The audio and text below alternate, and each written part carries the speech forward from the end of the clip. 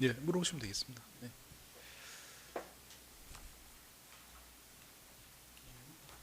네. 예, 피고인의 변호인 정윤기 변호사입니다. 특검에서 특검 질문에 대한 답변 중에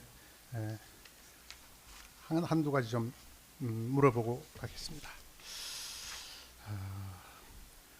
특검 질문 3-6 7페이지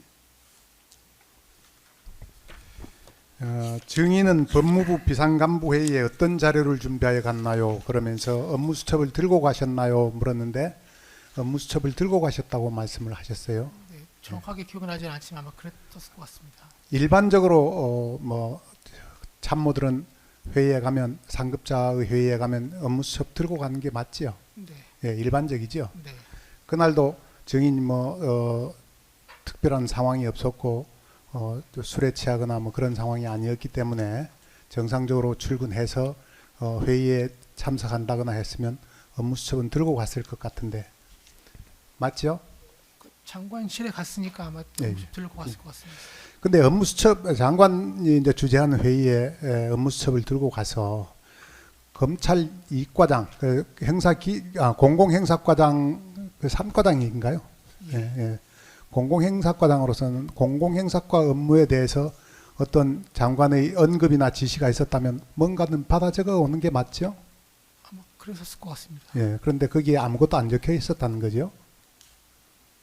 뭐 적은 게 없었던 것 같습니다.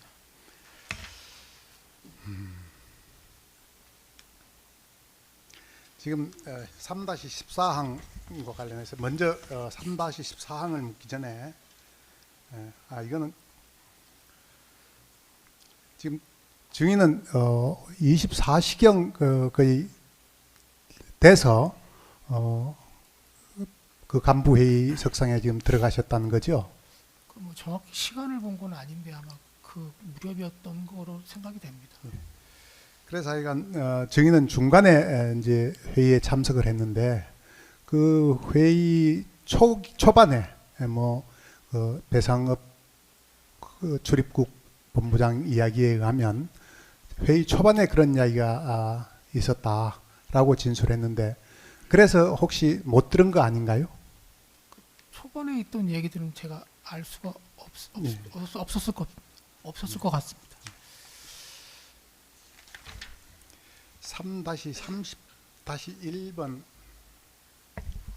이제 그 특검께서 질문하시기를 당시 법무부 검찰국 과장 3명 이거는 이제 법무실장 방에서 있었던 이야기와 관련된 부분입니다. 당시 법무부 검찰국 과장 3명은 비상간부회의에 참석한 것 자체만으로도 향후 문제가 있을 수 있다는 부담감을 가졌나요? 거기에 대해서 부담감은 안 가지셨다. 라고 그러니까 이제 부담감이라고 하면 이렇게 좀 명확하지가 않은데요. 그게 네. 이제 물론 계엄 상황이고 너무 놀라기도 하고 네. 이게 좀 우리가 또 계엄이 계속 되면은 또 크게 문제가 될 수도 있기 때문에 뭐 그런 부분 그런 부분은 분명히 있었죠. 그런 부분은 되게 잘못됐다는 건 알고 있었습니다. 그런데 이제 여기서 이제 문제가 되는 거는 그 비상간부회의에서 아무 지시나 아무 문제가 없었다면 증인이나 검찰국 과장들이 부담감을 가질 이유가 없을 텐데 거기에 무슨 지시가 있었기 때문에 부담감을 가지지 않았냐 하는 그런 오해나 의심이 있을 수 있어요. 그런데 지금 너희들은 걱정하지 마라. 과장들은 걱정하지 마라. 문제가 생긴다면 실국장들이 책임을 질 것이다 라고 이야기한 그 구상엽 법무실장은 정작 회의에 참석하지 않은 사람입니다. 그거 알고 있습니까? 정확히 모르겠습니다. 예.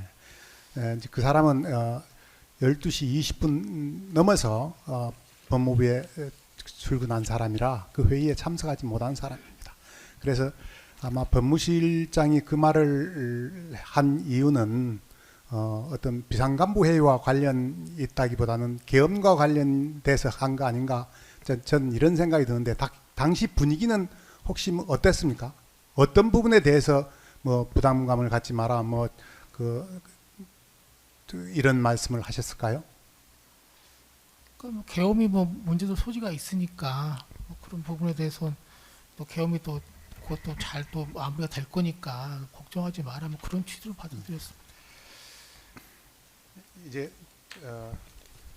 저희들이 준비한 반대 신문 사항에 의해서 중복되는 부분은 생략을 하고, 그리고 주신문에서 신문이 안 나온 부분에 대해서는 생략을 하고 질문을 드리겠습니다. 1번은 생략하겠습니다. 2번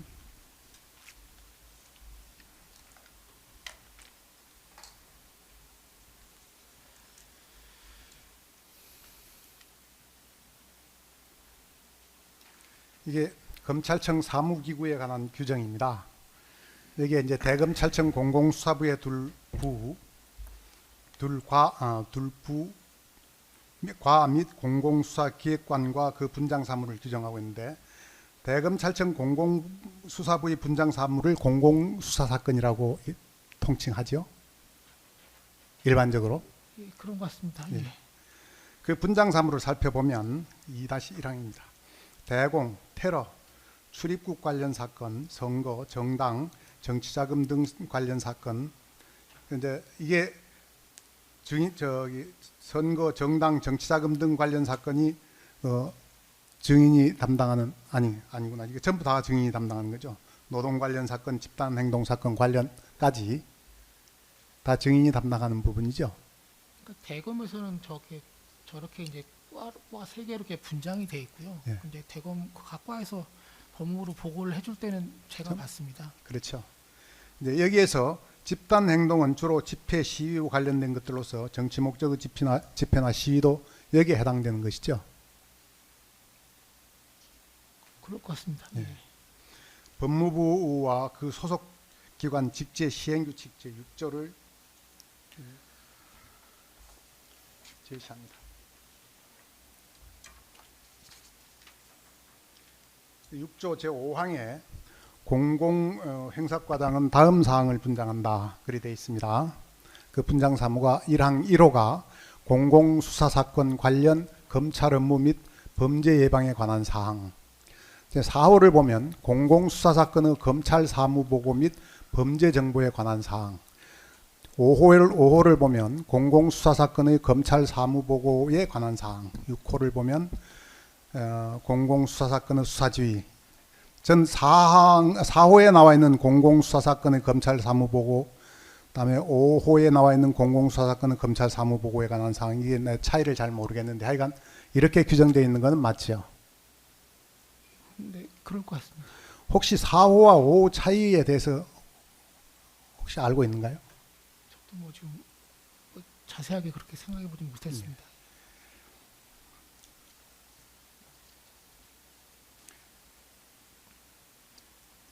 2-3항은 생략하겠습니다. 3항 묻겠습니다. 2024년 12월 3일 비상간부회의 관련입니다. 증인은 2024년 12월 3일 비상계엄 선포에 따라 법무부 장관인 피고인이 소집한 법무부 비상간부회의에 참석을 했죠.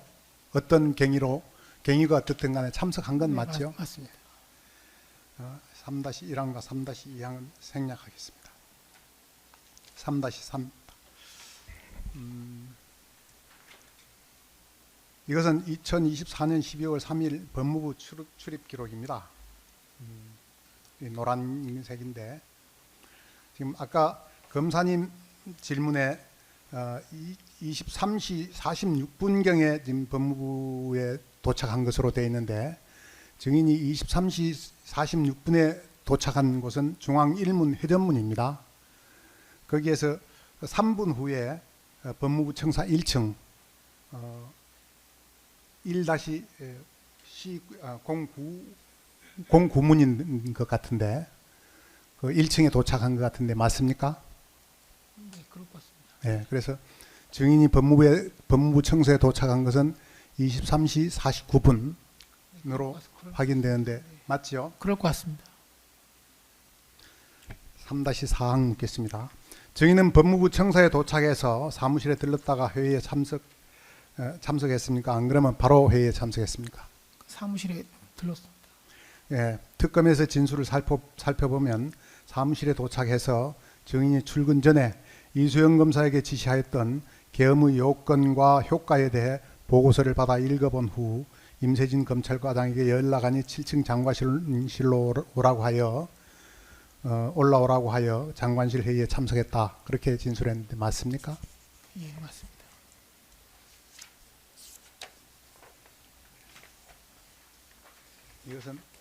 이것은 이 문서의 이름이 임세진의 통화 내역입니다.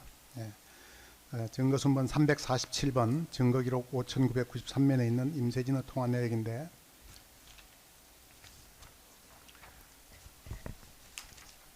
이 통화 내역에 가면 임세진은 증인에게 23시 54분경에 전화해서 11초간 통화를 하고 증인은 임세진에게 23시 58분경에 58분 24초경에 전화해서 7초간 통화를 한 사실이 확인됩니다.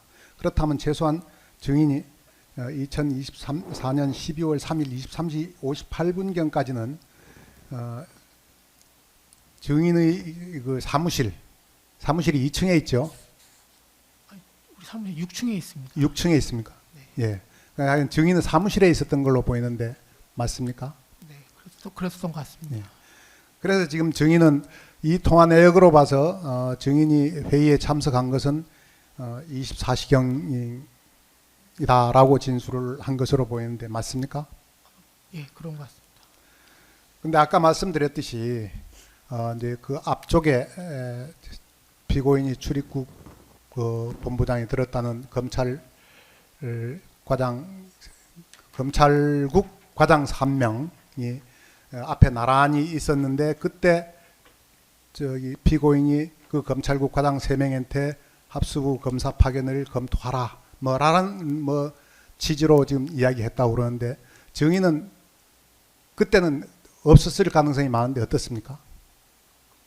통화내역이 저렇다면 12시 이전 00시 이전에는 사무실 없었던 것 같습니다. 회의실에. 특히 증인은 장관 옆자리에 앉았다가 그 김서구 차관이 유혁과 같이 유혁보다 뭐 한 몇 초 전에 들어왔을 것 같은데 그때 들어왔을 때 얼른 그 자리를 옮겨서 김태형 과장 옆자리로 옮겨서 그때 비로소 검찰국 과장 3명이 절절히 앉았다 이런 취지지요 지금?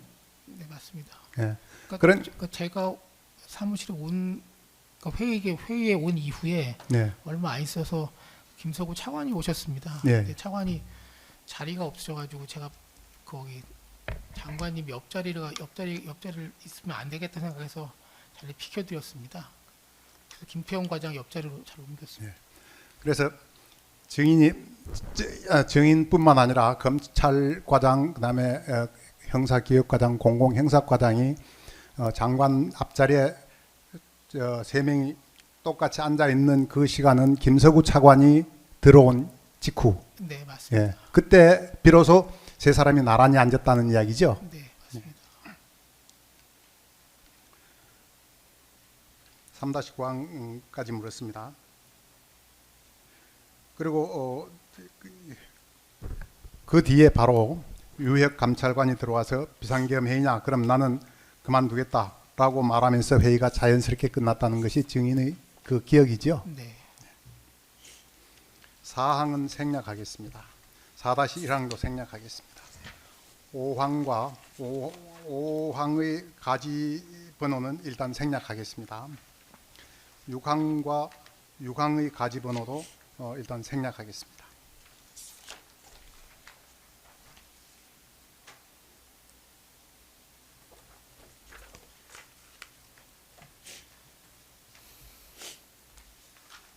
칠항입니다. 증거순번 222번 증인의 진술조서 증거기록 5750면 제시합니다.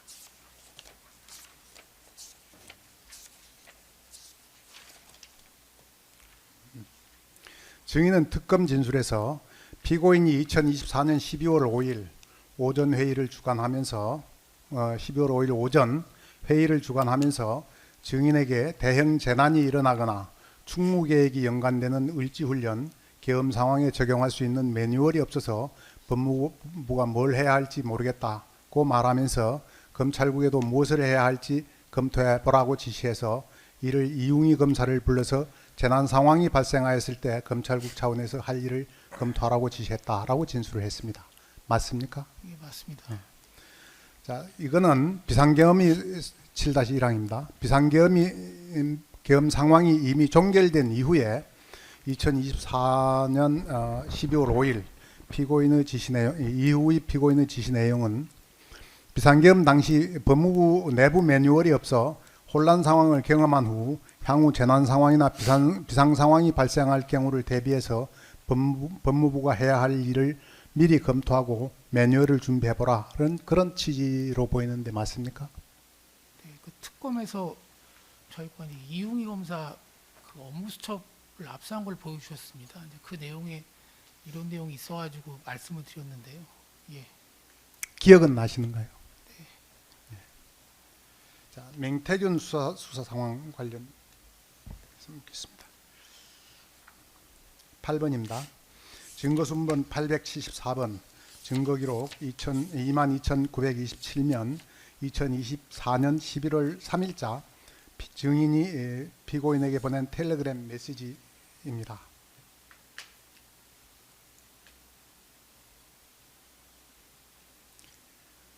기억나는가요? 네, 그 특검 조사 때 보여주셨던 예. 것 같습니다. 이 증인은 2024년 11월 3일 13시 56분경 당시 법무부 장관이던 피고인에게 사회적으로 큰 이슈가 되었던 맹태균 김영선 사건의 수사 진행 상황을 텔레그램으로 보고한 내용입니다. 진술 요지입니다. 예, 예. 그러니까 진술 요지를. 예. 당시 보고 내용은 특검에서 특검 질문에서 나왔으니까 생략을 하겠습니다. 8-2항입니다. 이날은 맹태균 사건의 핵심 인물 중 한 사람인 김영선이 창원지검에 소환되어 조사를 받은 날이죠. 네, 맞습니다. 따라서 김영선의 출석 사실 및 검찰 진술 내용이 초미의 관심사로 부각된 상황이었죠, 그때. 예, 언론 보도가 많이. 그래서 언론에서 경쟁적으로 보도하는 등 국내 정치권의 가장 큰 이슈가 되어 사회적 이목을 집중시킨 그런 사건이죠. 네, 그렇습니다. 2024년 11월 3일자 그때 언론 보도를 한번 보겠습니다. 이것은 YTN입니다. 김영선, 강혜경 씨, 경씨 선거자금 3천만 원 빌려주겠다고 말해 하면서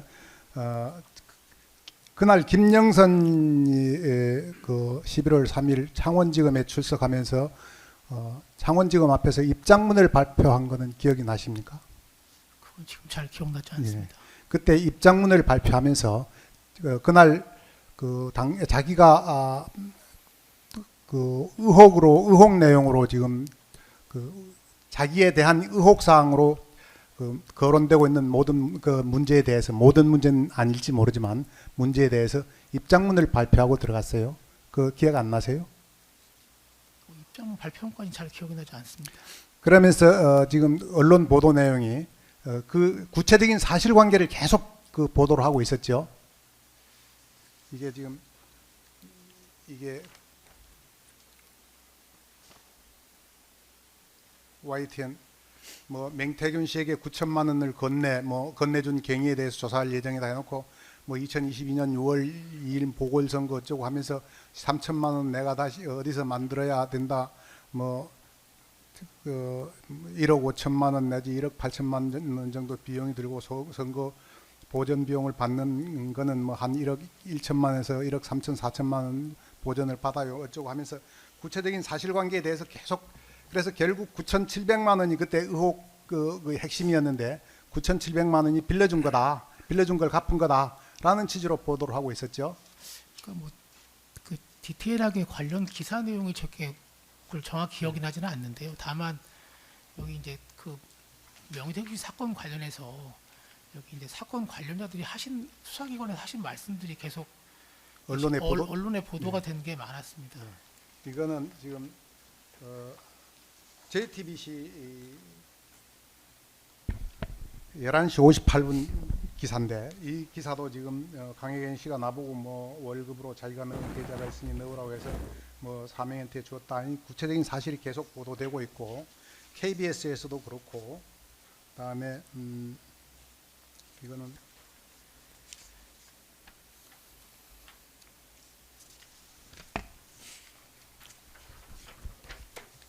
아마 TV조선 아닌가 싶은데 여기도 지금 여러 차례에 걸쳐 9천만 원 이 문제가 보도되고 그러면서 지금 그 오전 내내 김영선이 출석하면서 자신이 밝힌 입장문과 의혹 사항을 서로 비교해가면서 보도를 했는데 기억은 안 나신다는 거죠? 그러니까 지금은 잘 기억나지 않습니다. 예. 세계일보에서도 출석하기 전 취재진들에게 30분 가량 자신의 입장을 밝히는 입장을 밝혔다라고 이야기해서 그렇게 계속해서 보도가 돼서 그래서 지금 이를 확인해서 증인이 피고인한테 보고했다는 거죠. 통상적으로 뭐 중요 사건 같은 경우에는 이렇게 보고 드리기도 하고요. 그리고 이렇게 또 언론에서 기사가 나면은 그걸 가지고 또 국회에 가서 또 국회의원들께서 또 질의를 하십니다. 그래서 그런 부분도 있어서 미리 보고를 드리면 좋겠다고 해서 보고를 드렸던 것 같습니다. 네. 8-4항까지 물은 걸로 하겠습니다. 이건 검찰 보고사무 규칙입니다. 아까 증인이 잠깐 검찰 보고사무 규칙에 대해서 말씀을 하시던데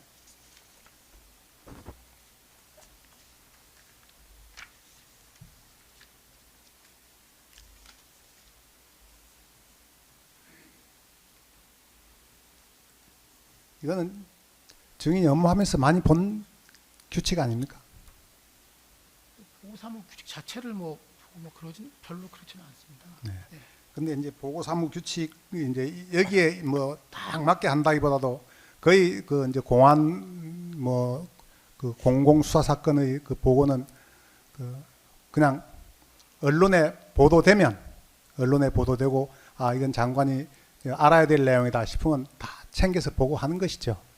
언론에 보도가 되면 무조건 다 한다기보다는 지금 영태규 사건은 또 워낙 당시에 보도도 많이 되고 중요한 사건이어서 장관님께 잘 보고를 하려고 했습니다.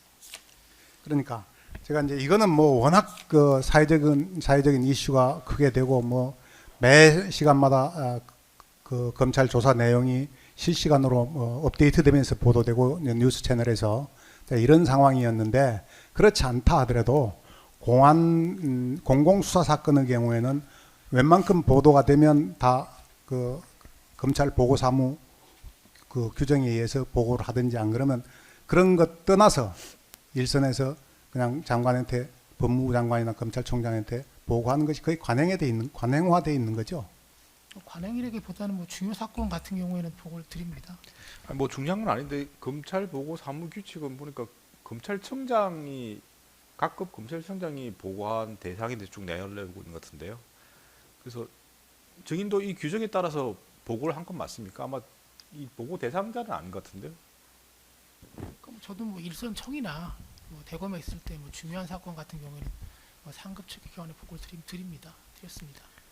그러니까 지금 이게 문제되고 있는 김영선 이게 언제입니까? 11월 3일. 11월 3일이니까 지금 과장으로 있을 때 아닙니까? 네, 법무부 과장일 때입니다. 그러니까 이제 검찰 보고 사무 규칙 자체 3조는 각급 검찰청장의 업무에 대해서 정해두고 있는데 맞습니다. 이제 여기 나오는 변호사님 말씀은 특히 사회 이목을 끌만한 중대한 사건이라고 돼 있다고 이제 물어보시는 거예요. 근데 이거는 이제 검찰청장한테 적용되는 부분이고 과장인 증인은 어떤지 제가 몰라서 여쭤보는 겁니다. 그냥 이에 준해서 일을 했다는 뜻입니까? 네. 지금 아까 그 직제 업무 분장 내용에 의하면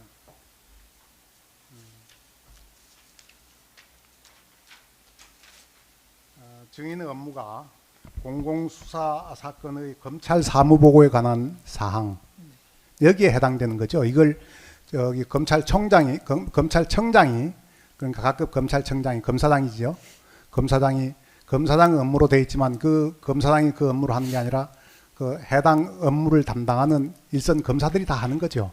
실질적으로는 아마 내부 보고를 마치고 네. 상급 기관에 보내는 예, 걸로 예. 알고 있습니다. 그럼 김영선과 관련된 부분은 뭐 가끔 검찰청에서 보고가 와서 정인한테 와서 보고했다는 뜻입니까? 아니면 정인이 그거 관계없이 보고를 했다는 그러니까 뜻입니까? 일선에서 기본적으로 뭐 압수수색을 한다, 뭐 사건 처리를 한다, 뭐 영장을 청구하겠다, 뭐 그런 보고들은 기본적인 보고들은 대검을 통해서 왔었고요. 네. 그리고 지금 변호사님께 여쭤보신 그런 진술 요지 같은 것들은 제가 이거는 장관님께서 빨리 아시면 좋겠다고 생각을 해서 대검을 통해서 받은 겁니다. 근데 사실은 뭐 수사하는 과정에서 이제 여러 가지 내부적인 일들을 지금 정인이 추가로 확인한 것 같은데 네. 이걸 뭐 상부 지시 없이 그냥 정인이 이렇게 확인해서 보고를 하는 건가요? 예컨대 뭐 지금 국장이나 실장 위에 쭉 있지 않습니까? 네. 뭐 장관도 있고 있는데 누가 지시를 해서 이 사건은 좀 더 구체적으로 검토를 확인해봐야 되니까 확인해보고 나한테 보고해달라 이렇게 하면 얼마든지 하는 거 아무 네, 문제는 네, 없을 것 같은데 네. 그런 거 없이 정인이 그냥 앞에 이제 각급 검찰청에서 온 보고가 있으니까 연장선상에서 네. 그걸 구체적으로 확인을 해서 수사 어떤 지시를 했는지 앞으로 어떻게 조사가 되는지 이걸 다 확인해서 보고를 했다는 뜻인가요? 그러니까 뭐 전체 진술 요지들을 다 확인한 건 아니고요. 그리고 이제 중요한 명태균 씨하고 김영광 씨 진술 요지는 제가 여기 좀 확인을 해보라고 해서 받아서 보고를 드렸던 거고요. 그리고 통상적으로도 그러니까 지금 저도 어떻게 보면은 이제 장관님 스텝이다 보니까, 그러니까 그 전에 이제 장관님 지시하기 전에 이거 그럼 보고를 하면 좋겠다고 해서 보고를 한 겁니다. 진술 요지는요. 그럼 방금 앞에 말씀하셨던 뭐와 뭐에 대해서는 보고를 하라고 말씀하셨다는 겁니까? 보고를 하라. 뭐 진술에 대해서 보고하라고 얘기했었다는 건가요? 그러니까 그 명태균 씨하고 김영선 씨 같은 경우에는 이게 좀 진술 조사를 받고 난 후에는 이제 그것도 언론에 나올 가능성이 있으니까 그 전에 먼저 그러니까 진술을 다 마치면은 대검을 통해서 좀 진술 요지 정리해서 법무부 좀 보내달라 저희한테 했습니다. 누가요? 제가요. 어디에? 대검에요. 대검에? 네. 네, 다음 좀 하시죠. 네. 네네. 8-9항까지는 한글로 질문을 한글로 정리를 하겠습니다. 그러니까 9항만 물어보겠습니다. 그러니까 실무적으로는 사안의 경중을 떠나 특정 사안에 대해서 언론 보도가 있으면 법무부 장관의 국회 질의 및 언론 대응의 필요성 때문에 법무부 장관에게 보고하는 것이 뭐 아까 관행화는 뭐 좀 그렇다고 그랬는데 그러니까 그 일반적이죠. 보고 드립니다. 네, 보고 드리죠. 예. 그리고 이제 그 법무부 장관은 사실은 아까 그 수사 지휘권이 있기 때문에 그 수사 진행 상황에 대해서 충분히 알아야 수사 지휘권이 충실히 확보될 수 있는 그런 문제도 있기 때문에 그 법무부 장관한테 그런 내용을 보고하는 것은 큰 문제는 아니죠. 뭐 당연한 거죠. 그렇게 생각합니다. 8-10항 생략하겠습니다.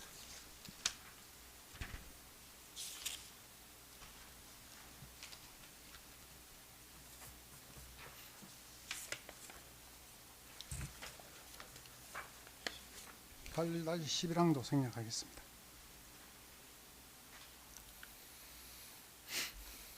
(8-12항은) 뭐 지금까지 뭐 계속 같은 이야기인데 정리하는 차원에서 한번 질문을 하고 넘어가겠습니다.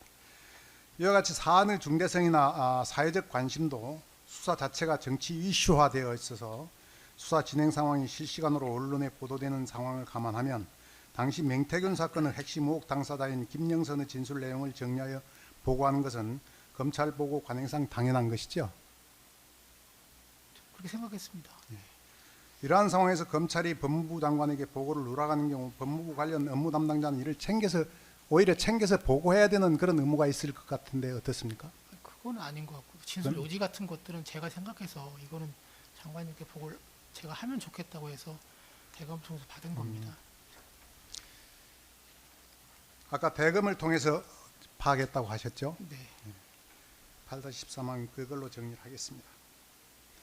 8-14항은 지금까지 피고인이 지시를 하거나 또 그 진술 내용에 대해서 물어본 사실은 없다는 거죠. 어떤 말씀이시죠? 그 맹태균 아니 김영선의 진술 요지를 파악해서 보고 하셨는데 진술 요지는 예. 특별하게 말씀 없으셨습니다. 예. 그 물어보거나 파악해서 보고하라거나 그런 지시는 없었다는 거죠. 진술 요지 말씀하시는 예, 건 예, 그건 없었던 것 같습니다. 증제 치료증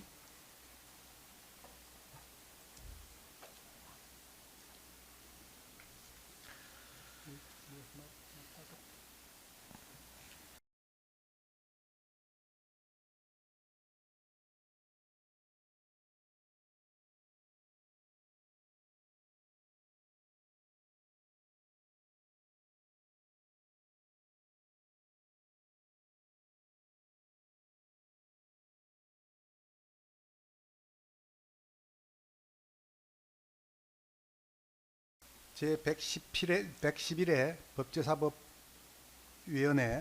제22대 국회 제18회 정기회 15차 법제사법위원회 전체회의 2024년 11월 4일 회의록입니다.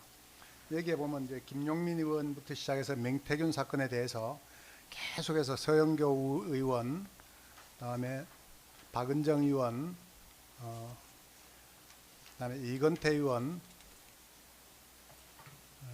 또 정청래 위원장, 아니구나, 박지원 의원, 이제 김승원 의원, 뭐 이런 분들이 계속해서 지금 질문을 하고, 뭐 또 추가 질문으로 박은정 의원이 계속 질문하고, 이제 박지원 의원이 질문하고 그런 상황이 나오는데, 이게 지금 김영선 이 조사받은 다음 날 국회 상황입니다. 혹시 증인 그때 따라가셨나요? 수행하셨나요? 아마 있었을 것 같습니다. 예. 그래 이제 이렇게 지금 국회에서도 현안 질의로 계속 맹태균 김영선 사건이 지금 그때 나왔었죠. 네. 그래서 그런 부분들에 대해서 장관한테 계속 지금 수사 진행 상황을 알려드리고 공부를 시켜드려야 될 그럴 상황 필요가 있었던 상황이죠. 네.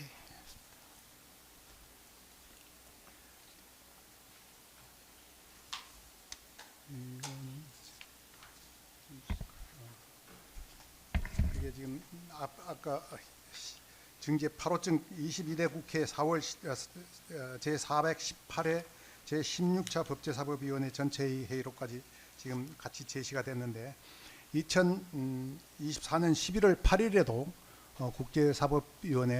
법제사법위원회 전체 회의가 열렸는데 혹시 알고 계시는가요? 날짜는 정확히 모르겠습니다. 네? 지금 말씀하신 날짜 자체는 정확히 모르겠습니다. 그날도 사실은 맹태균 사건이 그 법제사법위원회 현안 질의 사항의 핵심적인 사안으로 계속 떠올랐는데 뭐? 그 무렵에는 계속 국회에서는 그 명태균 사건 많이 여쭤보셨던 것 같습니다. 예.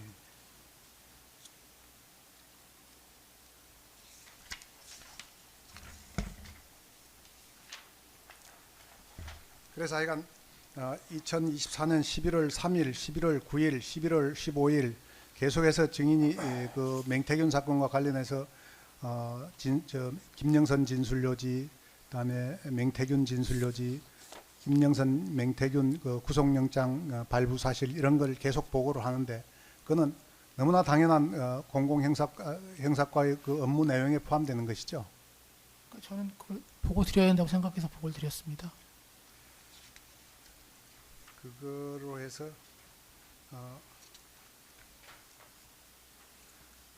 혹시 그 과정에서 그때 법무부 장관이던 피고인이 한 번이라도 맹태균 김영선 사건에 대해서 뭐 파악해서 다시 보고하라거나 그런 사실이 있습니까? 파악해서 다시 보고해달라는 말씀. 파악해서 보고해달라거나 뭐 물어보거나. 그 진술 요지 관련해서 예, 말씀하신 예. 특별한 말씀은 없었던 것 같습니다. 지금 12월 3일 날 그 대통령실에 이제 가면서 증인한테 할 때 그 한번 물어본 거 그게 전부 다죠. 그러니까 그 앞에는 이게 지금 신문 보도가 이제 9월 말쯤에 최초 보도가 있었습니다. 근데 그 무렵에는 뭐 장관님께서 이것저것 많이 여쭤보셨는데요. 여기인데 지금 이제 11월 이 즈음에는 특별하게 많이 뭐 여쭤보시거나 그런 건 별로 없었던 것 같습니다. 9월 경에는 피고인이 증인한테 여러 가지 물어봤다고요? 그러니까 9월쯤에 이제 신문 보도가 크게 났습니다. 네. 그 무렵에는 이제 여러 가지 보도 관련해서 이게 뭐 어떤 내용이냐, 뭐 법리적으로 어떻게 되느냐 그걸 많이 여쭤보셨는데 그게 이제 아마 뭐 11월 좀 이때쯤 돼서는 뭐 크게 그렇게 많이 저한테 뭐 물어보시거나 하지는 않으셨습니다. 그 이제 뭐 지시가 없이 그냥 증인이 여러 가지를 파악해서 보고했을 때 법무부 장관, 피고인 법무장관한테 그 뭐 피드백은 없습니까? 뭐 이 부분 뭐 보고 잘 받았다든지 네. 아니면 뭐 이 부분은 좀 더 확인해 보라든지. 뭐 텔레그램을 보냈을 때 뭐 장관님은 특별하게 뭘 하지는 않으십니다. 그러면 9월 달에 이야기한 거는 약간 좀 특이한 건가요? 뭐 구체적인 사건에서 증인한테 물어보는 이런 것들? 그러니까 장관님도 이제 보통 보고를 드릴 때 뭐 궁금한 것들이 있으면 많이 뭐 여쭤보실 때도 있습니다. 뭐 이게 어떻게 된 거냐, 법리적으로 어떻게 되는 거냐 여쭤보셨고 그때는 이제 9월달에 워낙 크게 보도가 돼서 또 관심도 많고 국회에서도 계속 좀 물어볼 때라서 그때는 신문 기사 같은 거 이런 게 났습니다 보고 드리면 이게 어떻게 된 거냐, 뭐 이게 맞는 거냐 이렇게 많이 여쭤보셨는데 아마 제 생각에는 이게 좀 시간이 가고 하니까 의혹들이 너무 많고 이게 또 장관님 제 생각에는 그냥 장관님께서는 좀 사건 자체가 좀 신명하기 어렵다라고 생각을 하셨던 것 같습니다. 방금 뭐라고 하셨나요? 그러니까 워낙 의혹이 많고 그 의혹들을 전부 다 믿기가 어렵다고 생각을 하셨던 것 같습니다. 그래서 거의 뭐 사건 거의 영장 청구될 즈음인 11월 즈음에는 특별하게 많이 이렇게 저한테 뭘 뭐 여쭤보시거나 그런 게 별로 없었던 것 같습니다. 약간 말씀하시는 게 뭐 평소 때 피고인 업무 스타일이 제가 잘 파악이 안 되는데 네. 그러니까 평소 때 궁금하실 때는 질문을 많이 하시는데 네. 뭐 보통은 그렇지 않다는 말씀이신가요? 그러니까 뭐 도저히 뭐 증인이 그 자발적으로 검토해서 이렇게 보고했을 때 피드백도 거의 없고 뭐 그렇다는 그러니까 제가 거예요. 자발적으로 한 거는 지금 말씀하신 지금 진술 요지 보고 드린 거거든요. 예, 뭐 그거에 대해서는 특별한 말씀은 없으셨습니다. 아니 그러면 진술요지 보고 외에는 검토해달라고 지시를 해서 다 보고를 하시는 겁니까? 뭐 장관님께서 이건 법리를 좀 알고 싶다고 한 건 저희가 검토해서 보고 드린 것도 있고요. 그럼 제가 계속 이렇게 물어봤던 것 중에 네. 지시 없이 증인이 뭘 검토해서 보고하는 거에 대해서 제가 앞에서 물어봤었는데 네. 그럼 그런 게 좀 드문 일입니까? 지시 없이 증인이 그냥 검토하는 것들? 아까 진술 보고는 전신이 그냥 네. 증인께서 그냥 알아서 네. 하신 거라고 했고 네. 그거 외에 뭐 법리 검토 이런 건 지시가 있어서 보고를 하신 그거는 거죠. 뭐 알고 싶다고 해서 보고를 드렸고. 그러니까 통상 그렇게 이야기를 하시는 건가요?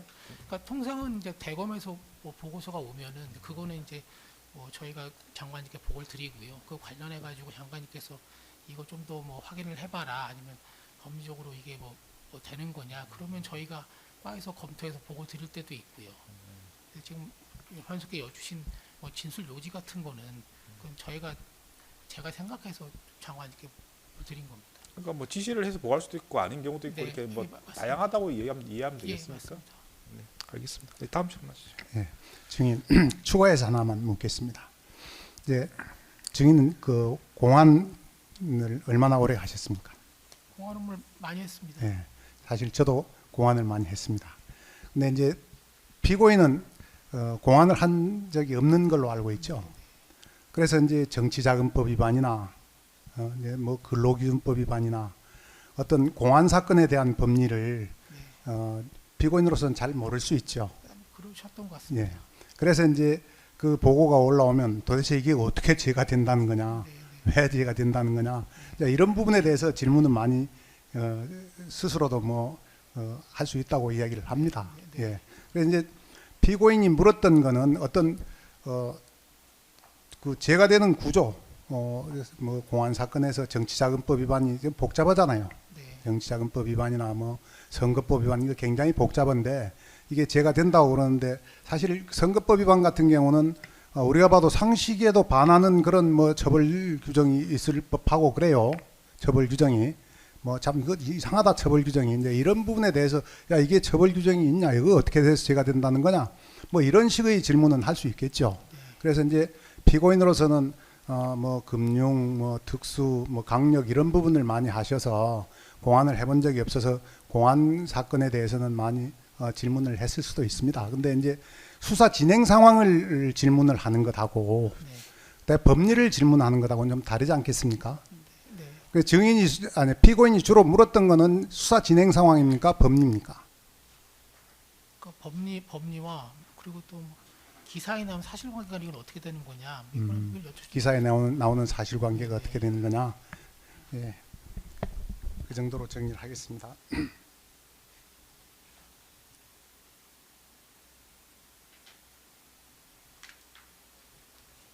자, 12월 3일자 그 언론 보도 통화 내역 아까 특검에서 이제 진술을 하셨는데 증인은 그 부분과 관련해서 특검의 의견서까지 제출하셨던데 맞습니까? 네. 의견서 제출 그 요지는 뭡니까?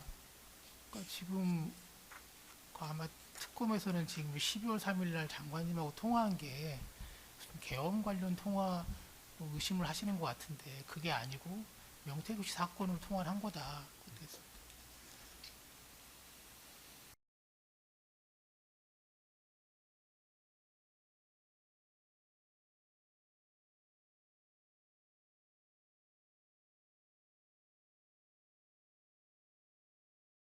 이게 지금 12월 3일 날 오전 11시부터 내서 수정이 12월 3일 날 18시 28분에 이제 수정된 기사인데요.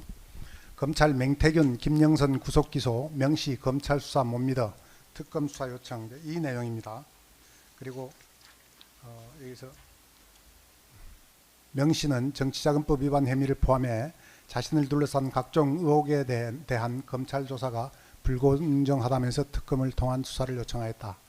이 내용에 대해서 지금 피고인이 물어봤다는 거죠.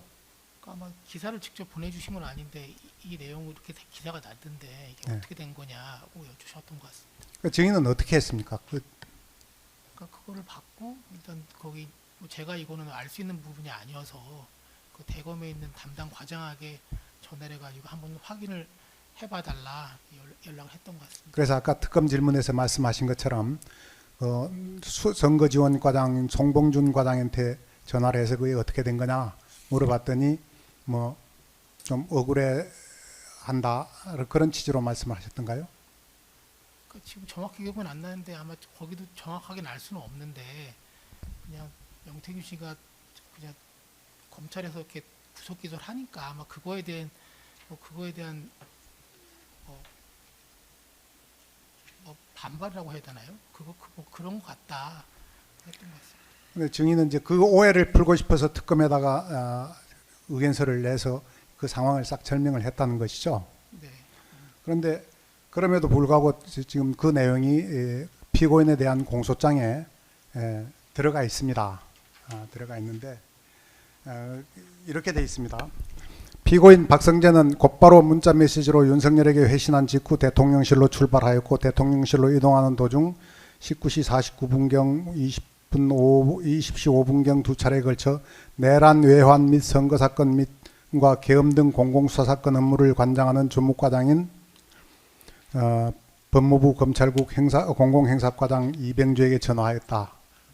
그게 지금 압수수색 영장에도 이렇게 지금 표시돼서 오해한 것으로 인식을 하고 그걸 풀기 위해서 그런 의견서를 제출하셨다는 거죠. 네, 예.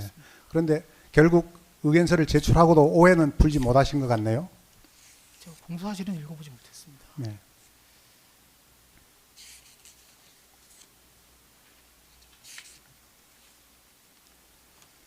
음.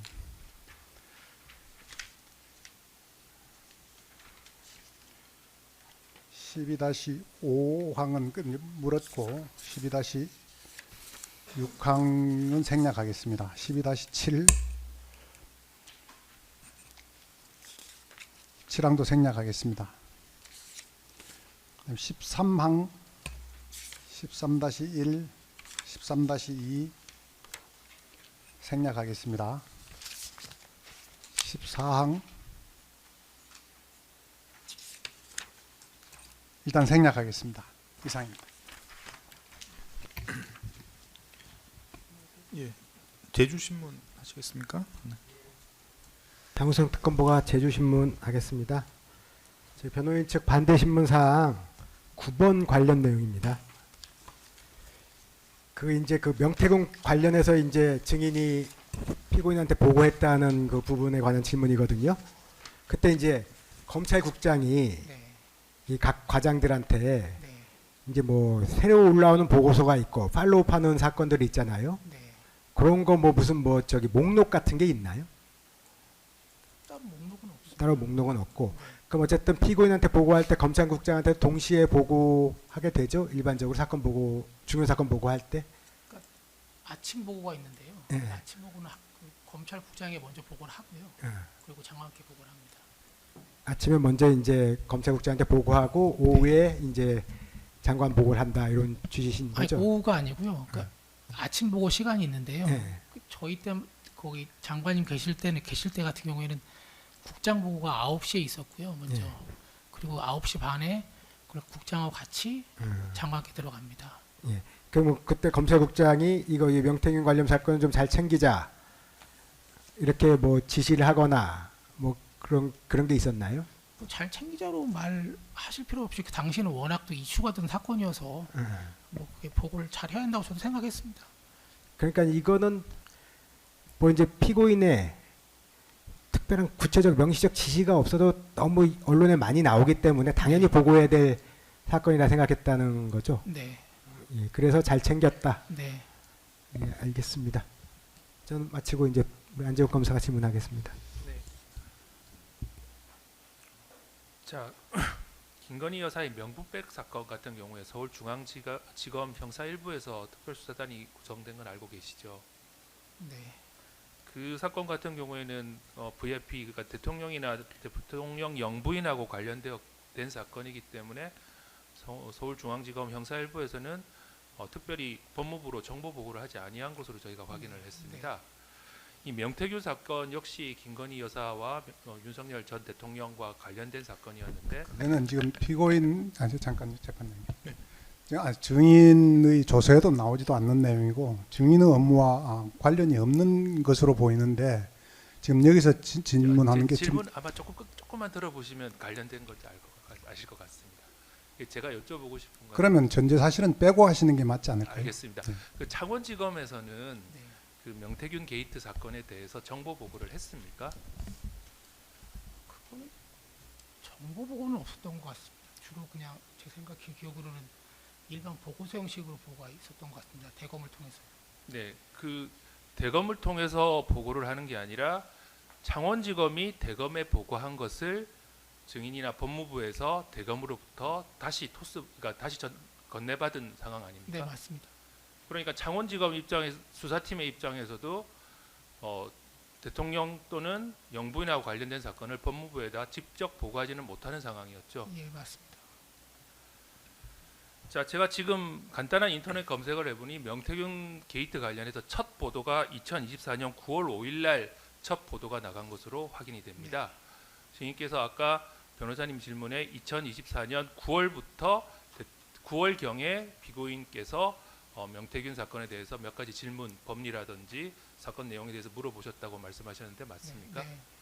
그러면 증인께서 지금 문제되고 있는 2024년 11월경 이렇게 조서 내용이라든지 좀 솔직히 말씀드리면 뭐 수사 기밀이라고 할 수 있는 내용까지 장관님에게 피고인에게 보고하게 된 것은 2024년 9월경에 피고인이 이 사건에 대해서 관심을 보여주셨기 때문에 관행적으로 계속 해오신 거 아닙니까?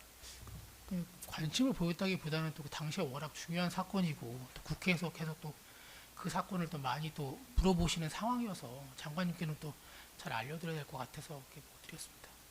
근데 사실 제가 말씀드린 것처럼 이거는 대통령 또는 영부인하고 직접 관련된 사건이었는데 이런 세부적인 내용까지 보고받으신 피고인께서 이런 내용까지 내가 보고받는 건 부적절하다라고 제지하거나 혹시 그만하라는 말씀 안 하시던가요? 그런 말씀은 없었던 것 같습니다. 그 계엄 당일날 2024년 12월 3일 19시 49분경 피고인이 먼저 증인에게 전화를 했지 않습니까? 그 명태균 구속 기소 관련해서 전화를 했다고 네. 증언을 하셨는데요. 네. 피고인이 뭘 물어보셨습니까? 그런 기사가 났더라. 그러니까 그런 아까 집에 그 말씀 그런 기사가 나니까 그게 어떻게 된 건지 확인을 해보라 말씀하셨습니다. 그래서 증인께서 확인해서 보고하신 네. 상황입니까? 자, 마지막으로 그 법무부 비상간부회의 관련해서 제가 형광펜 칠한 부분이 이제 피고인께서 인정하시는 사실관계입니다. 그 비상간부회의에서 합수부라는 말을 썼는지 안 썼는지는 내가 모르겠는데 계엄 상황에서 1년 지원을 요청하면 어떻게 해야 될지 검토해봐라 이런 지시는 있었다고 피고인도 말씀을 하십니다. 저런 지시를 받게 되면 어느 기관, 어느 부서가 담당해야 되는 업무가 됩니까? 주로 아마 저게 이제 인사 관련이니까요. 네, 하면 검찰과에서 하는 게 아닌가 싶습니다. 검찰과 업무가 되는 겁니까? 네. 자, 평소에 피고인이 어떤 뭐 간부 회의에서 저런 지시를 하시면 어떻습니까? 그 법무부 내에서는 바로 보고를 해야 되는 거 아닙니까? 검토 결과를. 장관님께서 하셨으면 뭐 검토해서 보고를 드려야죠. 말씀하셨습니다. 그리고 아마 임태진 과장님하고는 같이 근무를 하셔서 아실 것 같은데 장관님이 저런 지시를 하시면 업무수첩에 기재하는 게 정상적이지 않습니까? 꼭 근데 뭐 스타일에 따라서 업무수첩 반드시 기재한다 안 한다 그건 아닐 것 같습니다. 네, 알겠습니다. 여기까지입니다. 그 방금 그 보고 사건에 대한 보고에 대해 제가 잘 이해를 못하겠는데 그러면 그 대통령이나 영부인 관련된 사건은 검찰청에서 정보 보고는 안 하고 맞습니까? 그러니까 이 정보 보고는 결국 이제 여러 사람들이 보니까요. 그러니까 가급적이면 정보 보고 안 합. 중요한 사건 같은 경우에는 안 합니다 주로. 아 그러니까 뭐 대통령 관련됐다고 그런 게 아니고 그냥 네. 중요 사건이라서 정보 보고를 안 하고 이 말인가요? 그러니까 지금 그러니까 좀 보안이 중요하고 네. 근데 그런 사건들은 정보 보고는 시스템으로 움직이기 때문에 여러 사람이 보게 됩니다. 그래서 내부적으로 사실 공개되는 거기 때문에. 네, 예, 맞습니다. 그러면 중요 사건 보고로 보고서 형식으로 대검에 보고하면 대검이 법무부에 다시 보고를 하고 이렇게 되는 겁니까? 네. 그럼 이 사건은 그 김영선, 명태균은 어떻게 된 건가요? 아까 제가 말씀하신 걸 좀 혼돈이 돼가지고 네. 어떻게 보고가 된 겁니까? 그러니까 뭐 어떻게 정보 처리하게 보고는 안 됐고 당연히. 네네. 예, 그다음에 좀- 중요 사건 보고로 대검을 통해서 받아보신 건가요? 네. 그러니까 뭐 어떻게 뭐 세세하게 보고를 했다기보다는 뭐 이거는 곧 뭐 영장을 뭐 청구할 예정이다. 그리고 곧 어떻게 처리를 할 예정이다. 뭐 그런 정도 보고를 했던 것 같습니다. 그리고 여기 검사님께서 말씀하신 대로 그런 또 세세한 내용들은 저도 대검 과장을 했지만 이런 법무부 잘 보고를 안 하게 됩니다. 세세한 내용들은 또 수사 관련 내용이기 때문에. 그러니까 일선청에서 대검에 보고를 했다고 해서 대검에서 전부 법무부 보고를 하는 건 아니고요. 좀 뭐 중요한 내용이고 언론에 날만한 사항이고 뭐 그런 것들을 좀 추려가지고 보고를 합니다. 그걸 법무부에 네, 뭐 가려서 이렇게 법무부에 보고를 하는 겁니까? 네, 대검에서? 네. 예, 제 반대시면 필요하신가요?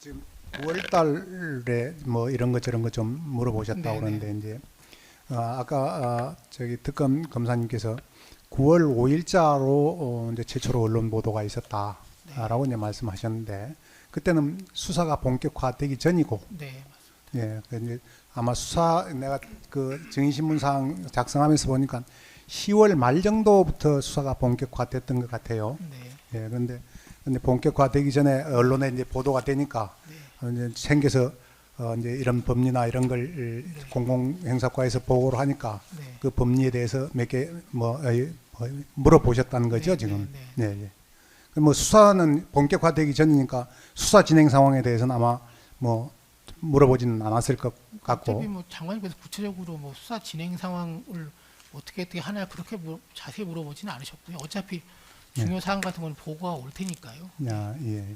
그래서 그때 이제 그 공공행사과에서 나름대로 명태균 사건을 뭐 이제 그 관련 법률까지 다 검토를 해서 보고를 하시지 않습니까? 그러니까 뭐 전체 법률을 다 했다기보다는 의혹 사항에 대해서. 그러니까 말씀하신 대로 지금 장관님께서 지금 공안업무를 많이 접해보지 못하셔서 뭐 정치자금법이라던가 뭐 이런 공직선거법이라던가 이런 법리는 어떻게 되냐 이렇게 여쭈시면은 저희가 간단히 검토해서 보고 드리기도 했고요.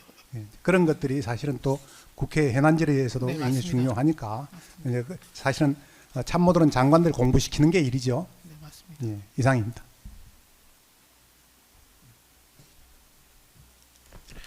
저 증인 제가 몇 가지만 좀 여쭤보고 마치겠습니다.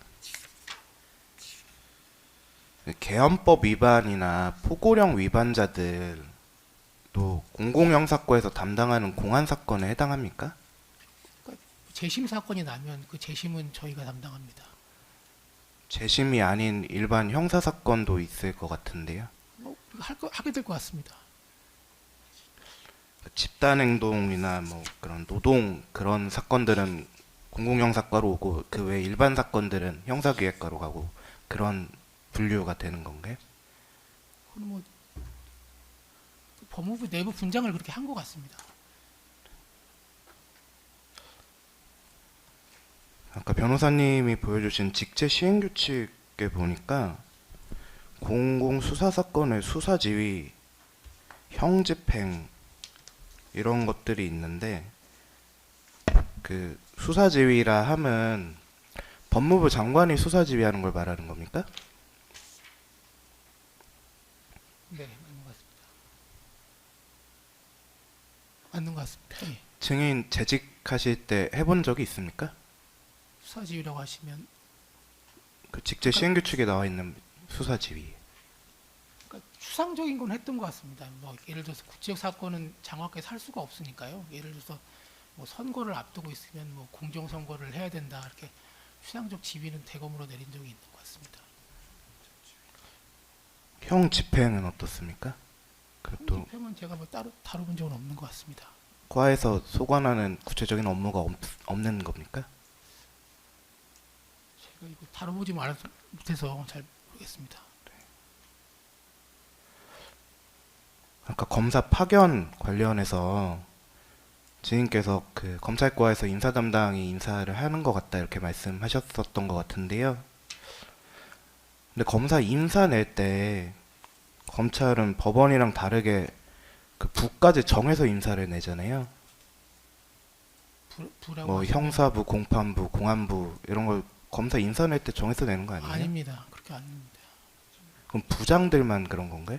부장들은 그렇습니다. 근데 공안 부장들 인사 낼 때 그 공공형사과 의견 듣는 절차는 없습니까? 없습니다. 그냥 다 검찰과에서 알아서 하는 거예요?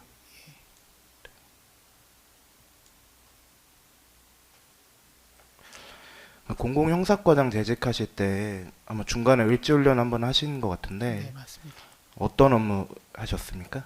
저희가 뭐 따로 한 건 없습니다. 저희 과 뭐 특별하게 저희 거 한 건 아니고요. 그냥 과장들이 이렇게 승분 돌아가면서 이렇게 많은 뭐 예를 들어서 뭐 상황반, 뭐 실시반 그렇게 뭐 맡아서 이렇게 합니다. 근데 저희 과만 해서 특수하게 하는 건 아니고요. 뭐 그 상황이 내려오면 그 공공형사과에서 조치하는 사항이 없습니까? 저희 과 차원에서 하는 건 없습니다.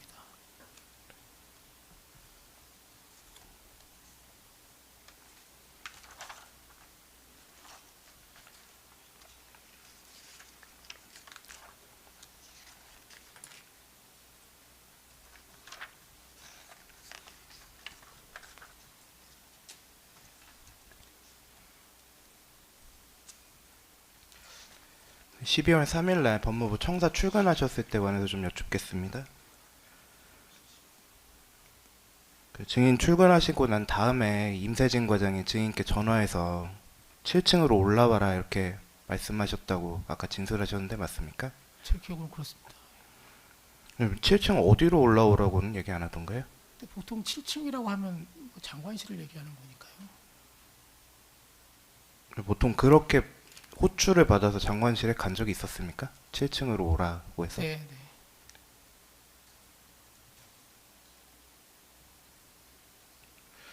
아까 그 업무일지 들고 가셨다고 하셨는데 근데 지금 여쭈셨는데 사실 정확히는 기억을 안 나는데 아마 장관실에 가는 거니까 들고 갔을 거라고 생각하지 정확히 기억은 나지 않습니다.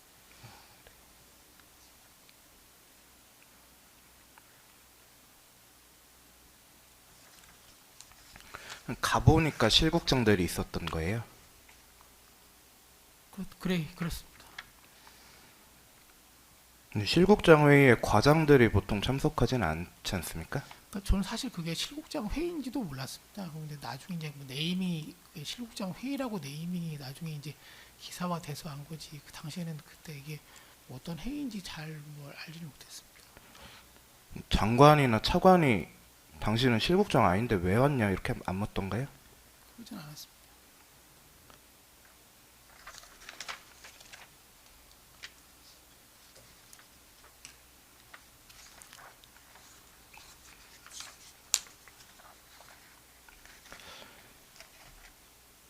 그 검사님 질문에 대해서 뭐 피고인이 합수부 검사 파견 얘기를 했다고 배상업이 진술을 하면서 검찰국 간부 중 일부가 알겠습니다라고 답변한 기억이 있습니다. 이렇게 제시를 하셨고 그 증인께서 알겠습니다라는 답을 누군가 하는 걸 들었다고 아까 말씀하신 건가요? 아닙니다. 기억나지 않습니까? 네.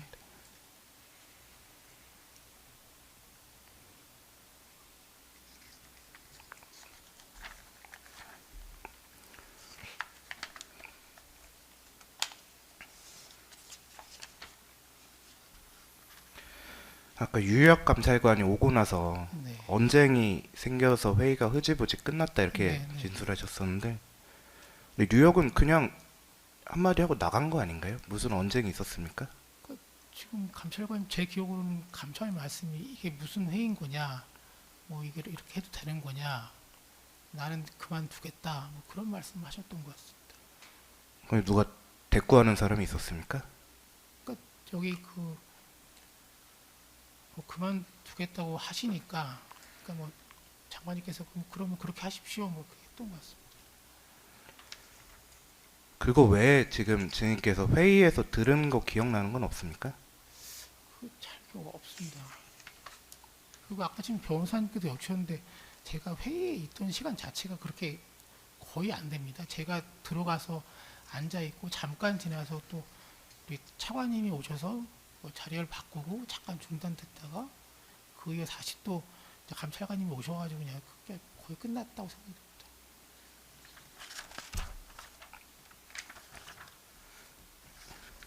근데 그 임세진 과장 같이 들어가신 거잖아요. 같이요? 아닙니다. 같이 들어갔다고 아, 임세진 하시면, 과장이 먼저 회의에 가 있는 상태에서 올라오랬던 겁니까? 그러니까 제가 회의에 들어가니까 그때 이제 임선영 과장 계셨고요. 아, 그러니까 시간이 그렇게 차이 날 것 같지 않은데 어떻습니까? 아, 왜냐면 그 네. 임세진 과장이 나와서 얘기한 거랑 너무 차이 나게 기억이 안 난다고 하시니까 그래서 계속 물어보게 되는 겁니다.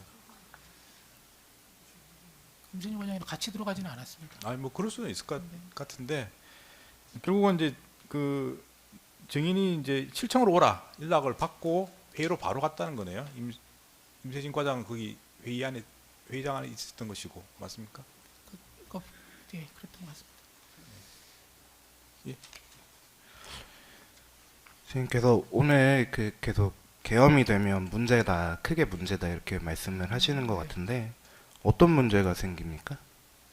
그러니까 계엄이 되면, 그러니까 지금 보면은 이제 그 계엄이 되려면은 비상계엄이 되려면 군사상 일단 필요가 있어야 되는데 그런 군사가 필요가 있다는 뭐 그런 게 전혀 없는 것 같고요. 그리고 좀 사실 저는 좀 걱정됐던 게 이게 지금 우리 좀 우리 권위주의 시대에 계속 고쳐다 보니까 국민들 계속 뭐 계엄에 대한 인식이 되게 안 좋은 것 같습니다. 근데 만약에 계엄이 계속 진행이 되다 보면 유지가 되다 보면은 뭐 그것에 더 반대하는 또 국민들이 또 계시고 또 그것을 또 제지하는 또 국민 사이에 또 혹시 충돌이 있으면 어떡할까 그런 부분도 많이 걱정이 됐고요.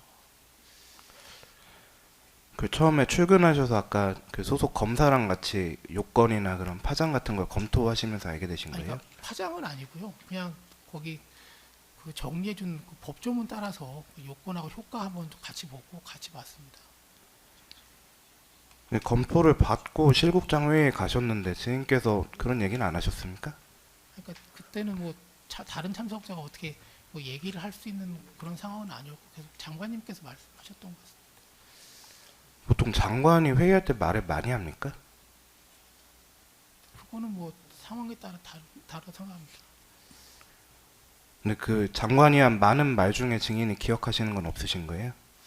제가 지금 저기 좀 있던 시간이 좀 짧았고 길지 않았고 그리고 또 너무도 놀란 상황이었고 뭐 그랬습니다. 그 구상엽 법무실장이 증인을 비롯한 과장들을 불러서 책임지더라도 실국본부장이 책임져야지 과장급에서 책임질 일은 아니다 이렇게 얘기한 게 맞습니까?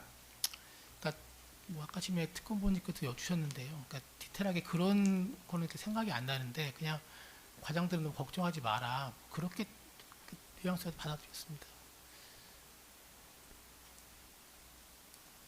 지금 걱정하지 말라는 건 뭐 증인께서 방금 전에 말씀하신 그런 비상계엄의 사회적 문제를 걱정하지 말라고 하는 건 아닌 것 같고 뭔가 책임과 그런 부분 직위에서 나오는 책임에 대해서 걱정하지 말라는 것처럼 보이는데 증인 그때 어떻게 받아들였습니까? 뭐 이렇게 국장님께서 그렇게 말씀하셨고 법무실장님께서 그렇게 말씀하셨고 곧 끝나면 뭐 좋아지겠지 뭐 그렇게 생각했습니다. 계엄이 곧 끝나면은. 걱정을 하려면 걱정할 일을 해야 걱정이 되는 거 아닌가요? 그러니까 지금 당시 분위기가 지금 뭐 전반적으로 다 걱정하는 상황이어가지고 사회를 걱정하는 상황이었고요. 그러니까 당시에 갑자기 뭐 그 상황 잠깐 보고 이게 지금 뭐 법적 책임 문제다 그렇게까지는 생각을 못했습니다. 간부회 끝나고 그 대검 홍승표 과장하고 전화 통화를 하셨고 네. 그 홍 과장이 대검에서 대기하고 있다 이렇게 말했다고 아까 진술하셨었는데요. 네. 뭘 대기하고 있는 거였습니까? 아마 그때 법무부 주요 과장들은 사무실에 다 출근했던 걸로 알고 있습니다. 그 홍승표 과장 대검 수사 지원과장 아니에요? 공안 네, 수사 네, 지원과장. 맞습니다. 네. 뭘 대기하고 있다고 하던가요? 그냥 사무실에 있다 그렇게 얘기했습니다. 누구랑 대기하고 있다고 하던가요? 누구랑 대기라고 하시면 그럼 뭐 다른 과장들이 다른 있을 수도 과장들 아마 있고요. 있었을 겁니다. 예. 뭐 부장들이 있을 수도 있고요. 대검 부장들. 뭐 정확하게 뭐 그렇게 여쭤보진 않았습니다.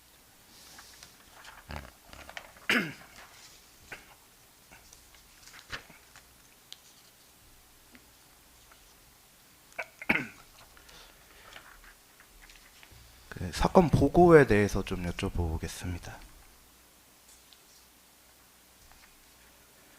그 명태균 사건이 증인께서 판단하시기에 주요 사건이라고 생각해서 대검을 통해서 보고를 요구하신 것 같은데 그러니까 애초에 제가 보고 요구를 한 건 아니고요. 보고가 왔었고 그 당시 그 진술 요지 관련해서는 그것은 이런 거 좀 우리한테 알려달라고 해서 받아서 장관께 보고 드린 겁니다. 애초에 보고가 온 것도 장관에게 보고했습니까? 대검에서 보고 오면 중요한 사건 보고 오면 장관께 보고를 드립니다. 근데 장관인 피고인이 그거에 대해서 별다른 피드백은 없었다는 말씀이시잖아요. 그러니까 아까 지금 재판장님께서 여주셨는데 그런 뭐 보고서나 그런 신문 기사나 뭐 궁금한 것들이 있으면 저도 여쭤보십니다. 좀 어떻게 되느냐. 그래서 뭐 사실관계 확인해서 말씀을 드리기도 하고 이게 좀 법리적으로 궁금하다고 하면은 저희가 간단히 검토해서 이걸 보고 드리기도 하고 뭐 그랬습니다. 제가 여쭤보는 건 그 진술 요지가 궁금하다고 얘기했습니까? 아닙니다. 그런 말씀 없으셨습니다. 근데 증인께서 그게 필요할 것 같다고 판단하셔서 다시 요구를 하시는 건가요? 네.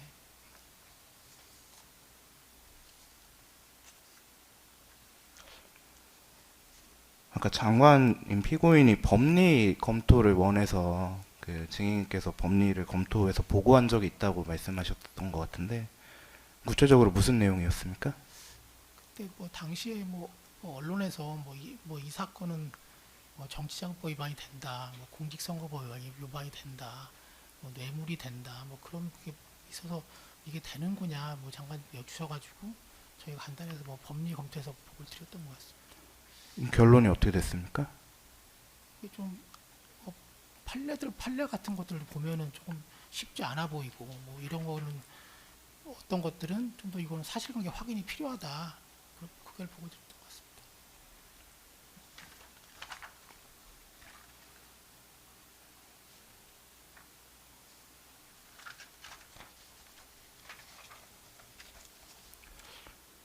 명태균 사건이 증인께서 왜 중요 사건이라고 판단하셨던 겁니까? 또 언론에 뭐 워낙 보도가 많이 됐고요. 언론에 보도되는 사건은 많을 것 같은데요. 근데 그 사건들 다 진술 요지까지 파악하시진 않지 않습니까? 제가 여기 과장으로 있으면서 그뭐 아직 구체 사건 중에 명태균 사건처럼 보도가 많이 된 사건은 없었습니다. 그리고 그때는 뭐 경쟁적으로 신문에서 보도를 하던 때라서요. 그리고 또 국회에서도 거의 막 그걸 많이 여쭈시기도 했고요. 그 사건을.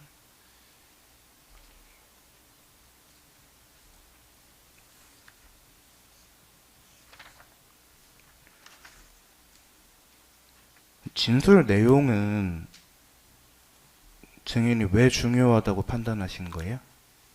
그것도 뭐 변호사님께 여주셨는데 이게 지금 좀 사건을 보다 보니까 명태균 씨 사건 같은 경우에는 거기 수사기관에서 말씀하신 내용들이 자꾸 먼저 이렇게 언론에 자꾸 이렇게 뭐 나오는 것 같습니다. 또 그거를 기초로 해가지고 국회에서 또 여쭈시기도 하고 그래서 그전에 어차피 이제 국회 대응은 장관님께서 하셔야 되는 거니까 그런 내용을 좀 객관적인 사실관계를 좀 알고 계셔라 그렇게 해서 줬던 것 같습니다.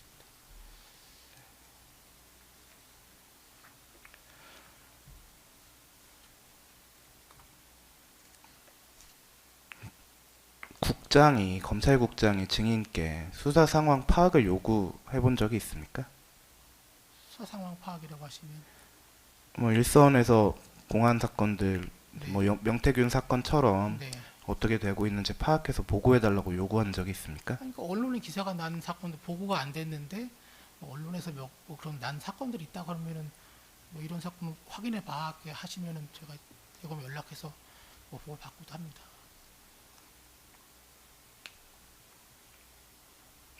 기억나는 사례가 있습니까? 지금 잘 기억은 안 납니다.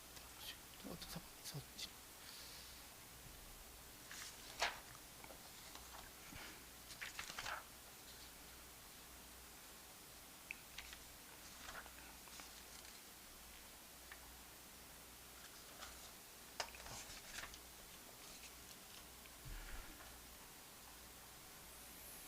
아까 질문 드렸어야 되는데 12월 3일 날 피고인하고 저녁에 통화하셨잖아요. 네.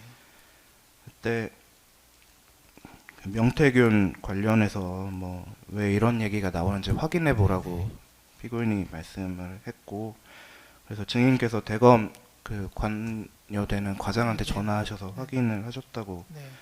했는데 그 대검 과장의 일선에 알아보고 증인께 다시 전화를 해서 알려준 겁니까? 네. 창원지검이겠네요, 그럼. 아마 그럴 것 같습니다. 대검에서도 그건 실제로 알 수가 없으니까 그거는 일선에 확인을 해봐야 될 것 같습니다. 일선청.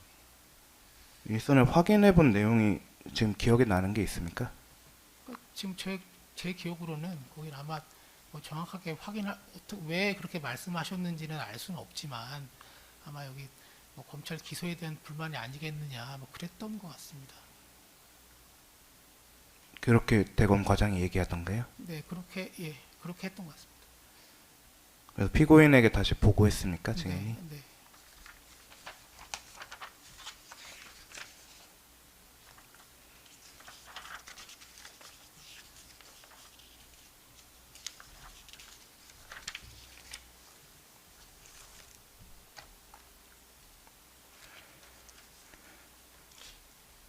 피고인께 증인께서 그 명태균 사건 수사 상황 보고를 한 게 공소장에는 3차례로 기재가 되어 있는 것 같은데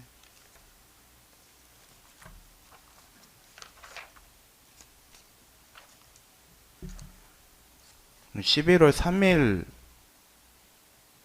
일요일인데요. 일요일에 증인께서 이렇게 텔레그램으로 장관에게 연락을 종종 하셨습니까? 보고를? 뭐 보고할 사항이 있으면 보고 드리기도 했습니다.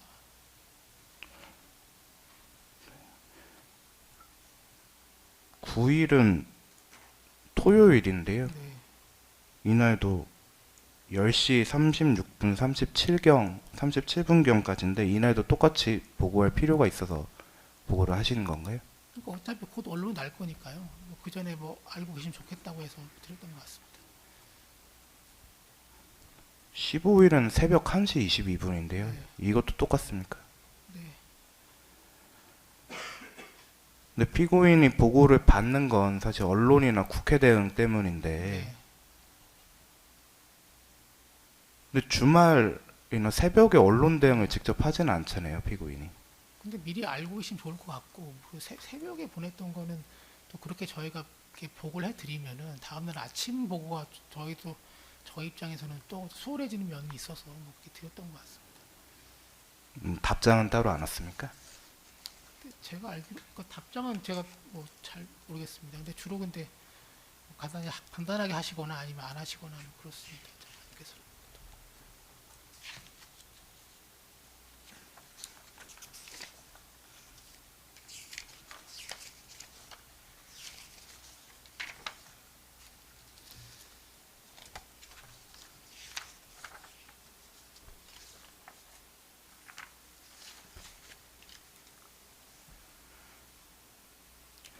명태균 사건 관련해서 아까 그 특검에서 제주신문 하신 사항인데요. 그 창원지검에서 수사를 했고 법무부로는 보고를 안 하는 상황이었다고 하는데 그게 맞습니까? 원래 일선에서 법무부로 직접 보고하지는 않습니다. 그런 보고서 형태의 보고를요.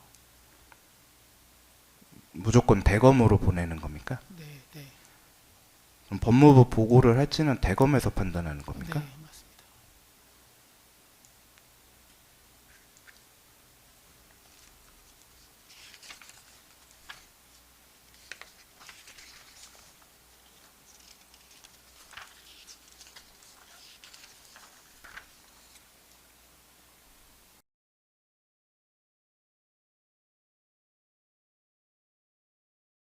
뭐 이 사건과 관련해서 여쭤보는 게 아니고요. 그리고 이 사건 피고인과 관련해서 여쭤보는 게 아니고 그냥 일반적인 질문입니다. 네, 그러니까 지금 뭐 대통령이나 대통령 부인과 관련된 사건이 있을 때 그런 내용들이 사실 법무부 장관한테 보고가 되는 경우에 된다면 사실 이제 법무부 장관 입장도 사실은 대통령을 보좌하는 입장 지위에도 있지 않습니까? 네. 그럼 사실은 그런 지위에 있으면은 그런 내용을 전달할 수도 있을 것 같은데 그런 걸 고려하면은 뭔가 그 뭐 검찰 내부에서 보고되는 거에 무슨 제한하는 예컨대 뭐 아까 이제 잠시 이야기 나오다 만 것 같아요. 어쨌든 뭐 대검에서 보고를 제한하든지 아니면 법무부에서 구체적으로 사건을 파악을 좀 자제하든지 네. 뭐 그런 게 있을 수도 있을 것 같습니다. 이 사건에서 말씀드린 게 아니고 일반적인 질문입니다. 그래서 이제 법무부 장관의 지위를 고려하면 뭐 제도나 시스템을 그렇게 짤 수도 있을 것 같은데 그렇게 보고를 제한하거나 사실 확인을 제한하거나 이런 규정들은 아예 없는 겁니까? 그런 규정 자체는 없는 것 같고요. 지금 이렇게 이렇게 오해하실 수 있는 게 뭐 세세한 수사 내용을 다 보고받았다 그런 건 아니 명태균 사건도 그건 아니고요. 사실 대검으로부터 보고받은 것 그것도 뭐 언론에 날만한 뭐 영장 청구가 됐다 어떻게 처리하겠다 뭐 그렇게 개괄적인 걸 좀 보고를 받은 거고 이런 또 진술 요지 같은 거는 뭐 제가 뭐 대검을 받아서 보고를 드렸는데 그렇게 디테일한 수사 상황을 계속 받아가지고 보고 드리지는 않습니다. 근데 그런 진술 내용 자체가 뭐 언론에 이렇게 뭐 나오는 경우도 있긴 합니다만은 보통은 잘 안 나오지 않습니까? 뭐 누가 조사를 받았다니 이렇게 나오지 수사를 받는데 뭐라고 진술했다 이렇게 나오는 경우도 있긴 합니다만은 그런 건 사실은 쉽게 알 수도 없는 거고 기자들이 그러니까 그런 네. 상황이 아니면은 그래서 네. 언론에서 크게 문제시하고 중요시하는 게 아니면은 아마 그렇게까지는 안 했을 것 같습니다. 그러니까 이제 말씀하신 취지는 그 보고를 하거나 확인하는 것도 언론에 나올 정도의 정보다 이렇게 뭐 말씀하신 취지 같네요. 네. 맞습니까? 그리고, 예, 맞습니다. 그리고 언론에 나오는 것들은 또 국회에서 또 국회의원들께서 그것도 질의를 하시니까요. 그 기반으로 해서.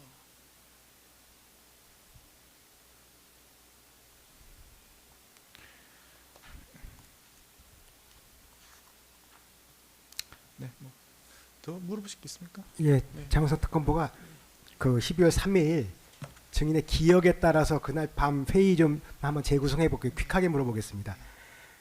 증인이 회의에 참석했던 시간이 회의인지도 몰랐지만 자정 무렵인 것 같아요. 네. 그때 피고인이 있었습니까? 들어갔을 때? 장관 뵈셨습니다.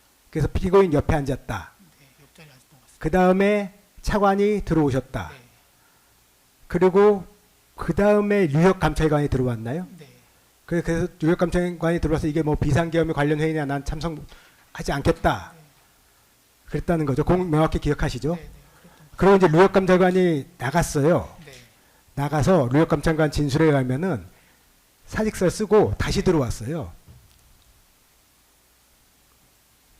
그거 기억하시나요? 아, 예. 그건 잘 기억이 안 나는데 그런데 다시 들어와서 이제 회의가 흐지부지 된 거예요. 그 말 하자마자 회의가 흐지부지 된 게 아니라, 그러니까 좀 시간에 간격이 있어요. 그러니까 그 안에 있었던 일들이 분명히 있을 텐데 증인께서는 다 너무 짧은 시간에서 기억 안 난다고 해서 그걸 기억하시는지 제가 물어보는 거예요. 근데 감찰관께서 오셔서 네. 그렇게 이제 장관님이랑 언쟁을 한 다음에 예, 이게 제대로 된 회의가 안 됐던 걸로 기억하고 예. 그리고 또 정확하게 봐도 그렇게 회의가 될 것 같지가 않습니다. 갑자기 이제 저도 좀 당황해서 감찰관님께서 왜 이렇게 갑자기 뭐 화를 내시는 건지 저도 좀 의아스럽했었거든요. 그러면 이제 그 왜 사직을 갑작스럽게 뭐 사직을 하신다고 하시는 건지 그런 부분도. 뉴욕 감찰관 들어오기 전까지 증인이 그 회의장 입장에서 그때까지 그 제가 물어봤던 거 뭐 승재현 국장이 어떤 얘기를 했다, 국제인권 국장이 무슨 말을 했다 이런 건 전혀 기억이 없으세요? 잘 기억이 없습니다. 그때는 제가 온 이후로는 다른 뭐 실국장님들께서 어떤 뭐 말씀을 하시거나 그랬던 건 없었던 거로 기억합니다.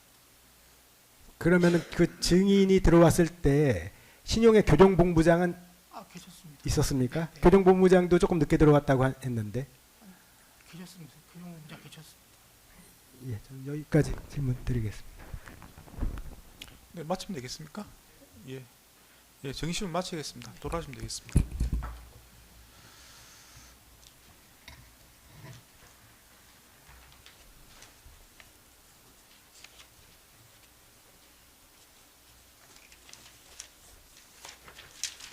예, 다음 길과 관련해서 그러면 다음 길은 이완규 피고인도 같이 출석해서 진행하는 절차로 진행하면 되겠습니까? 예, 예. 근데 그 두 명을 불러서 가능할까요? 저는 사실은 저도 이렇게 되면 김주현 정의는 거의 정인 절차가 안 될 것 같은데 예, 어떤 그래서 시간이 길어요. 사실은 예. 그 이상민 증인이 월요일 기일인데 그냥 한정화 증인만 목요일날 진행하고 월요일 기일에 김주현, 이상민 하는 것도 하나의 뭐 그러니까 제가 생각합니다. 그렇게 좀 말씀을 드리려고 했던 건데 일단 다음 목요일이니까 이제 2시에 진행하지 않습니까? 한정화만 불러서 오후에 진행을 하고 3월 30일 월요일입니다. 이때는 뭐 오전에 이상민, 오후에 김주현 이렇게 하면 아마 김주현 관련해서 물어보실 게 많으실 수 있을 것 같고 아마 이완규 피고인도 물어볼 게 많을 수도 있을 것 같기도 하고 해서 이제 제가 그렇게 하시는 게 어떤지 한번 여쭤봅니다. 그래서 네, 뭐 하나 더 감안하셔야 될 게 지금까지는 이제 그 피고인이 한 명이었으면 있습니다만 이제 이번 주 목요일부터는 피고인 측이 이제 변호인 측이 이제 두 분이 되시기 때문에 반대 신문 시간도 훨씬 더 길어질 것 같습니다. 네네 뭐 그럴 수 있을 것 같습니다. 일단 뭐 한번 해봐야 알 수 있을 것 같아서 일단 하나 이건 제가 한정화만 부르는 건 어떻습니까? 아마 저희들은 괜찮습니다. 괜찮습니까?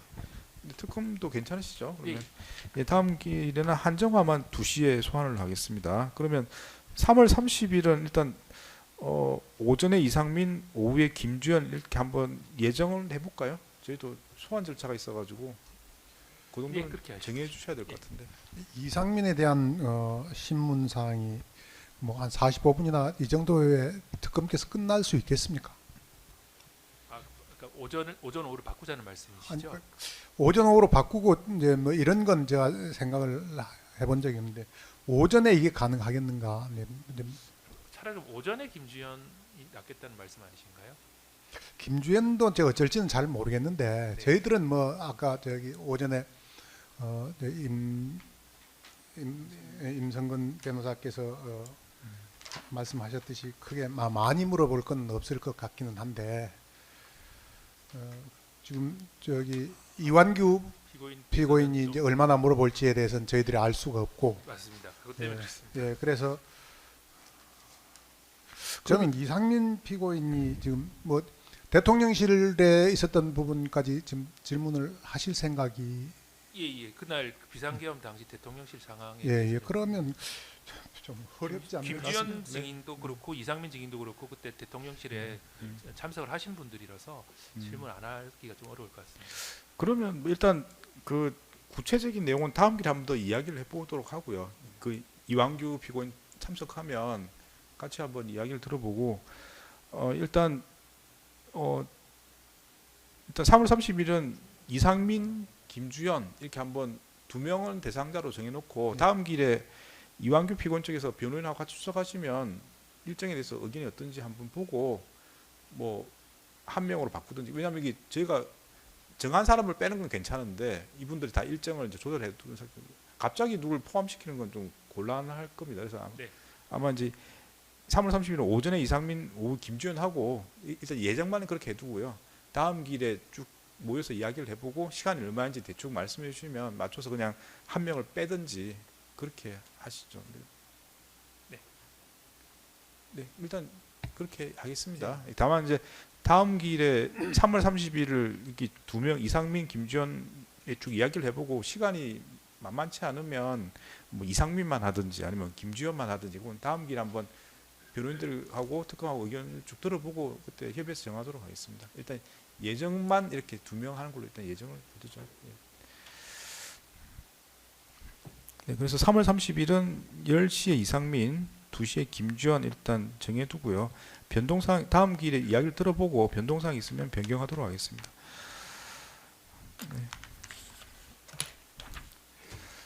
그 서정조사랑 검증이 문제인데 한번 좀 검토해 보시고 한번 좀 구체적으로 정해 주시면 네.